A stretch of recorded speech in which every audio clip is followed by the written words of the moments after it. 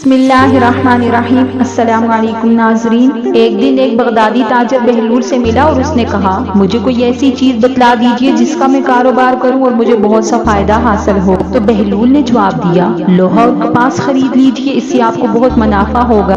چنانچہ تاجر نے لوہا اور کپاس خرید کر ذخیرہ کر لیا اور چند مہینوں بعد بیچا، اسے کافی منافع حاصل ہوا اور پھر بہلول سے ملا اور کہنے لگا، اے دیوانے بہلول، مجھے کیا خریدنا چاہیے جس سے مجھے منافع حاصل ہو؟ اس بار بہلول نے اس سے پیاز اور تربوز خریدنے کو کہا۔ تاجر نے جا کر اپنی پوری بچت کی مالیت سے پیاز اور تربوزے خرید لیے۔ کچھ ہی دنوں بعد وہ سب گل سڑ گئے اور سارا مال برباد ہو گیا اور اسے بہت نقصان پہنچا۔ اس نے فوراً بہلول کو ڈھونڈا اور کہا، جب میں نے تم سے پہلی بار مشورہ مانگا تم نے کہا لوہا اور کپاس خرید لو، مجھے بہت منافع ہوا، اور دوسری بار جو آپ نے مجھے کہا پیاز اور تربوز خرید لو، وہ تو سارے برباد ہو گئے، میرا سارا مال ضائع ہو گیا۔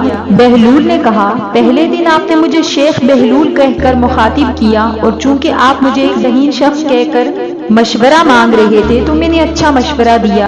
دوسری بار تم نے مجھے پاگل بہلول کہہ کر مخاطب کیا تو میں نے پاگلوں کی طرح مشورہ دیا۔ تاجر کو اپنی غلطی کا احساس ہو گیا اور اس نے ان سے معافی بھی مانگی اور وہ بہت زیادہ شرمندہ ہوا۔ ایک اور واقعہ ہے، ایک دن بہلول کا ایک دوست چکی پر پیسنے کے لیے کچھ دانے لے گیا۔ انہیں پیسنے کے بعد وہ اپنے گدے پر لاد کر گھر کی طرف چل پڑا۔ جب وہ بہلول کے گھر کے قریب پہنچا تو اس کا گدا لنگڑا کر گرنے لگا۔ بہلول کو بلایا اور کہا، اپنا گدا مجھے دے دو تاکہ میں اپنا بنڈل گھر تک لے جاؤں۔ بہلول نے حلف لے رکھا تھا کہ وہ اپنا گدا کسی کو نہیں دے گا، اس لیے اس نے کہا کہ میرے پاس گدا نہیں ہے، لیکن پھر گدے کی آواز سنائی دی۔ اس آدمی نے بہلول سے کہا، تمہارے پاس گدا ہے لیکن تم نے کہا نہیں ہے۔ بہلول نے جواب دیا، تم عجیب اور احمق دوست ہو، اگرچہ ہم 50 سال سے دوستی کر چکے ہیں، اب میری بات نہیں سنتے لیکن اب گدے کی بات سنتے ہو۔ ایک دن ہارون رشید نے یونان کے ایک بزرگ کو بلایا۔ جب وہ آیا تو ہارون نے بڑی شان و شوکت اور عزت کے ساتھ ان کا استقبال کیا۔ چند دنوں تک درباری حکمران اور بغداد کے بڑے لوگ اس فلسفی سے ملنے کے لیے آتے رہے۔ تیسرے دن بہلول بھی کچھ لوگوں کے ساتھ چلا گیا۔ رسمی چھوٹی موٹی باتوں کے درمیان بہلول نے اچانک اس سے پوچھا، تم کس قسم کا کام کرتے ہو؟ بابا بہلول کی دیوانگی سے واقف تھا، اس لیے وہ اسے احمق کی طرح دکھانا چاہتا تھا۔ اس نے جواب دیا، میں ایک فلسفی ہوں اور میں مردہ لوگوں کے دماغ کو جگاتا ہوں۔ بہلول نے جواب دیا، جو زندہ ہیں ان کو مت مارو، مردہ لوگوں کے ذہن کو بیدار کرنا آپ کا کام نہیں۔ بہلول کے جواب پر ہارون اور اس کے درباری بہت ہنسے اور بابا شرم سے بغداد سے چلا گیا۔ دن بہلول ہارون کے قریب تھا، اس نے کہا، اے بہلول مجھ پر تنقید کرو۔ بہلول نے کہا، اے ہارون، اگر صحرا میں پانی نہیں ہے اور آپ کو شدید پیاس لگی ہے اور وہ پیاس اتنی شدت اختیار کر گئی کہ آپ مرنے کے قریب ہو گئے اور کہیں سے کوئی آپ کے پاس پانی لے آئے تو آپ وہ پانی حاصل کرنے کے لیے کیا قربان کریں گے؟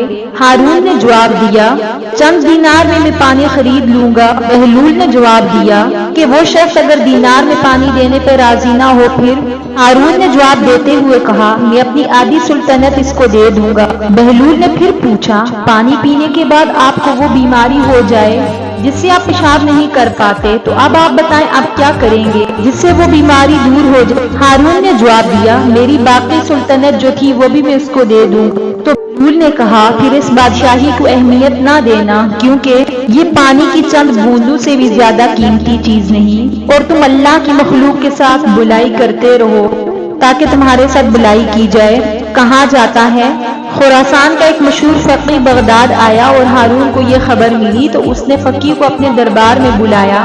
اس کے احترام کے لیے استقبال کیا گیا اور اسے ہارون کے پاس بٹھایا گیا۔ ہارون نے اس کے ساتھ بہت اچھا سلوک کیا۔ ان کی گفتگو کے دوران بہلول پہنچ گیا۔ ہارون نے اس سے بھی بیٹھنے کو کہا۔ فقیہ نے ایک نظر بہلول پر ڈالی اور ہارون سے کہا، خلیفہ کی پسند اور پسند بھی بڑی عجیب چیز ہے، وہ ایک عام آدمی کو پسند کرتا ہے اور اسے اپنے قریب بٹھاتا ہے۔ بہلول سمجھ گیا فقیہ اس کے بارے میں بات کر رہا ہے، اس لیے پوری قوت کے ساتھ اس شخص کی طرف متوجہ ہوا اور کہنے لگا، اپنے فضول علم پر تکبر نہ کرو اور میری شکل کا اندازہ نہ لگاؤ۔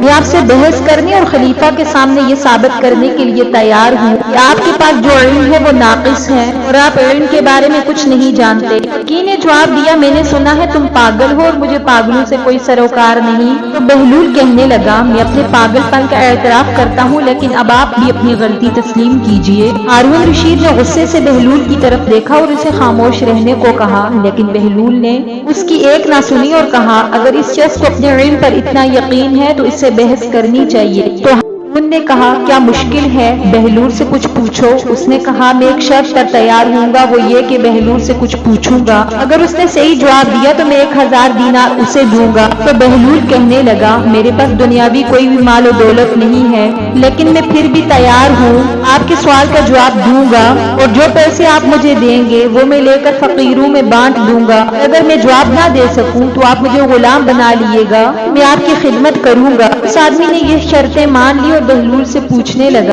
एक घर में बीवी अपने हलाल शोहर के साथ बैठी है और इस घर में एक शख्स नमाज पढ़ रहा है और दूसरा रोजे रख रहा है। बाहर से कोई अंदर आया, उसके अंदर आने से मियाँ बीवी एक दूसरे पर हराम हो जाते हैं, नमाज और रोजे भी हराम हो जाते हैं। क्या आप मुझे तुम बता सकते हो अंदर आने वाला कौन है? बहलूल ने फौरन जवाब दिया, वो अंदर आने वाला शख्स वो औरत का पहला शोहर था जो सफर पर गया था। जब इसे रुखसत हुए काफी अरसा गुजर गया और खबर न मिली, उसके बारे में काफी छानबीन की गई तो पता चला वो मर गया है। शरीयत की इजाजत के साथ उस औरत ने दूसरी शादी कर ली। उसने 2 लोगों को मुलाजमत पर रखा, एक मुर्दा शोहर की, जो शख्स सफर पर निकला था वो वापस आ गया, जिसकी मौत की खबरें गर्दश कर रही।